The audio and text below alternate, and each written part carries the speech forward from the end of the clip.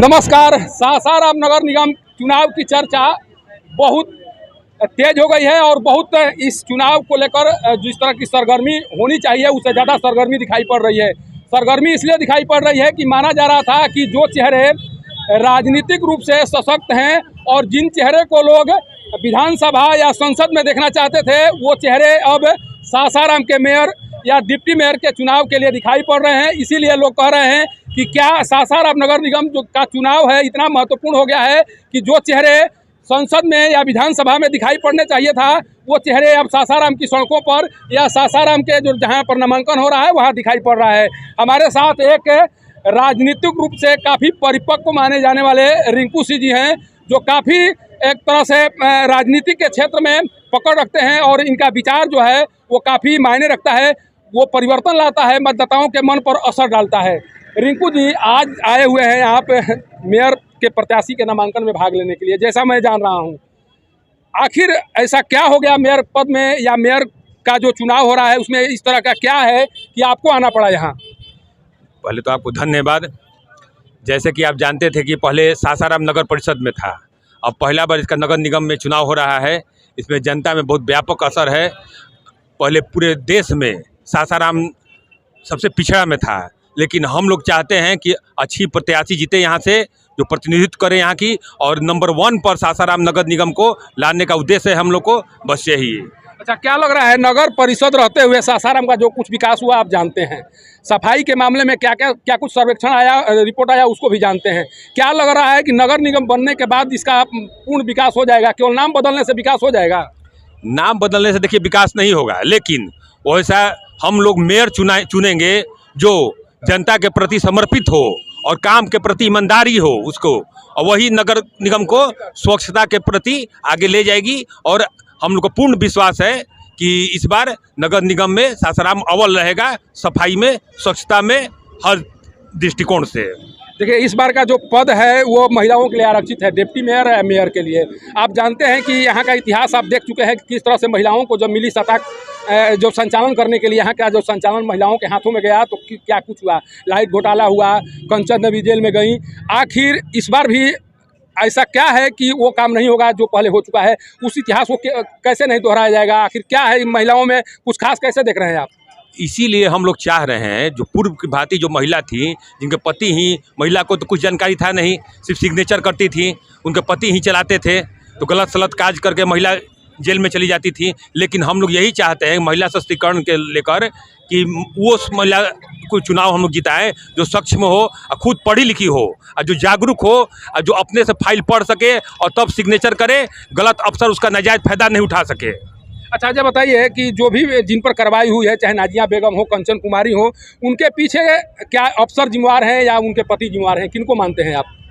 अफसर जिम्मेवार हैं, उनके पति जिम्मेवार नहीं होते हैं। इसमें अफसर ही सिग्नेचर करते हैं, अफसर ही वो सब फाइल डील करते हैं। वो इसमें उनका कोई दोष नहीं। महिला प्रत्याशी उनको तो बेचारी पुरुष के माध्यम से जीती हुई हैं, अपने तो बल उनका राजनीतिक कोई पृष्ठभूमि रहा नहीं है।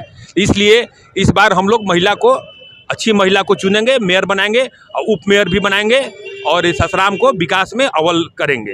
देखिए, एक शब्द हमेशा महिलाओं के लिए बेचारी शब्द का इस्तेमाल किया जाता है। शायद ये बताने की कोशिश कर रहे हैं कि अभी भी महिलाएं बेचारी हैं, क्योंकि नीतीश कुमार जी जिस तरह से सशक्त करने के लिए, महिलाओं को सशक्त करने के लिए आरक्षण का प्रावधान किया गया है नीतीश कुमार जी के द्वारा, लेकिन उस आरक्षण का लाभ क्या महिलाओं को मिल रहा है? क्या महिलाएं जो हैं उस स्तर पर काम कर पा रही हैं जिस स्तर के बारे में नीतीश कुमार ने सोचा था? बाबा, आप तो हमको लगता है कई बार चुनाव देख चुके होंगे, मतदान भी कर चुके होंगे। एक चीज़ बताइए कि जिस तरह से महिलाओं को सशक्त बनाने की कार्रवाई सरकार के द्वारा की जा रही है, आखिर महिलाएं सशक्त बन क्यों नहीं रही हैं? देखिए, इसमें बहुत सी महिलाएं जो हैं अशिक्षित हैं। महिलाओं को शिक्षित होना चाहिए। जब तक शिक्षित नहीं होंगी, विकास नहीं होगा, जनता का काम नहीं होगा। बहुत से लोग अपनी महिलाओं को खड़ा कर देते हैं और वो दस्तखत करा देते हैं और उसे अपना लाभ उठाते हैं। इसलिए हमारा कहना है कि नगर पालिका में जो भी गांव आ गया है उसका विकास होना चाहिए और जो है उसे ईमानदारी होना चाहिए। जो कैंडिडेट खड़ा होता है इलेक्शन के लिए, ईमानदारी और जो है लगन से काम होना चाहिए, जनता के प्रति काम होना चाहिए। तब जनता जो है उसके दिल में प्रेम की ज्वाला जो है भरी रहेगी और आइंदा इलेक्शन में भी उसको जो है क्या बोलते हैं, देखिए होना तो बहुत कुछ चाहिए लेकिन होता नहीं है। एक और ये मतदाता हैं, ये बुद्धिजीवी हैं, यहाँ के प्रबुद्ध नागरिक भी हैं।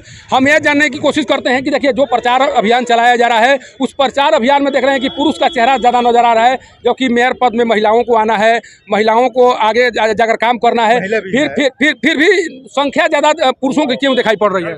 हाँ, तो पुरुषों की संख्या दिखाई दे रही है, महिला भी है, ऐसा नहीं है कि महिला नहीं है, पुरुष ज़्यादा हैं। उसके इष्ट मित्र होंगे, ये ऐसे करके आ गए हैं। और इसमें आप क्यों नहीं छोड़ रहे हैं? जो भी प्रत्याशी हैं, जो जिनके पति हैं, वो महिलाओं को क्यों नहीं छोड़ रहे हैं कि भाई आप घूमो, प्रचार करो, अपनी बात रखो, समस्याओं से? ऐसा क्यों नहीं हो रहा है? वो छोड़ रहे हैं, ऐसा कुछ नहीं है। सब कोई छोड़ दिया है, सब ये अपना इलेक्शन लड़ेंगी।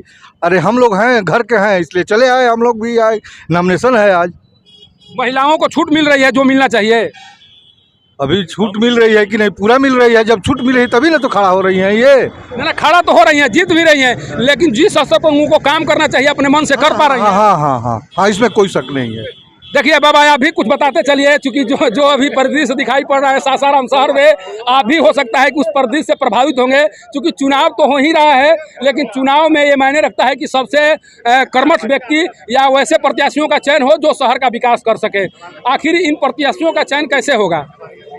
जो पढ़ी लिखी रहेगी वही चयन करेगी, अनपढ़ व्यक्ति नहीं चयन कर सकता है। अच्छा, विकास करने का पैमाना यही है कि प्रत्याशी को शिक्षित होना चाहिए? हाँ, शिक्षित रहेगी। किस तरह का शिक्षित होना चाहिए उसको? जो कि बढ़िया जानकारी हो उसको। आखिर टाउन में काहे इतना एथू धांधली हो रहा है, काहे हो रहा है, ये सब जानते हुए उसको। अच्छा, मान लीजिए आप जिसके समर्थन में आए हुए हैं, हो सकता है कि उससे ज़्यादा शिक्षित प्रत्याशी आपके पास आकर वोट मांगे कि बाबा हमको वोट दे दीजिए, तो आप अपने प्रत्याशी को छोड़कर उनको मतदान कर सकते हैं? तो उसको जानना चाहिए कि वो कैसा है।